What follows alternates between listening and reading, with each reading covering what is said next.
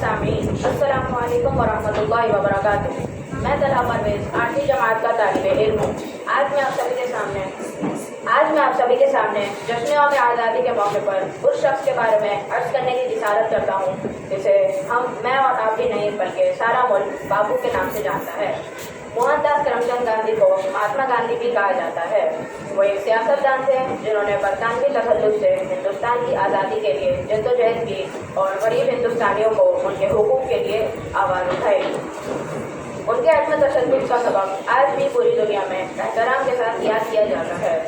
जनाबे वाला, आज जश्न आज़ादी के मौके पर जानते हैं कि अदम तशद्दुद और अमन का ये पुजारी जो खुद एक अमीर घराने से ताल्लुक़ रखता था और नौजवानी में एक पाकी जहन का मालिक था, वो कैसे हिंदुस्तान के गरीबों का नुमाइंदा बना।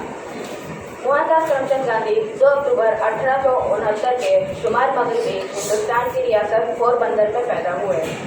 उनका घराना मालदार था। उनकी माँ एक मजहबी औरत थी। माँ ने ही मोहनदास को अदम तशद्दुद की तालीम दी। जब 1888 में मोहनदास ने तालीम हासिल करने के लिए लंदन जाने की ठानी,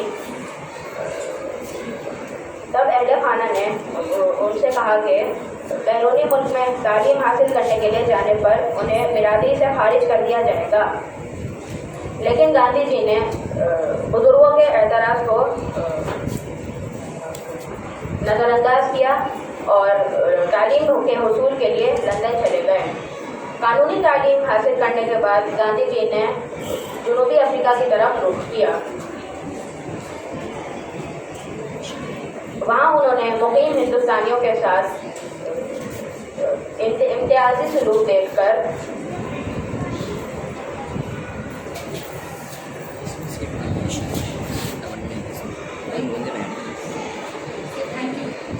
थैंक यू।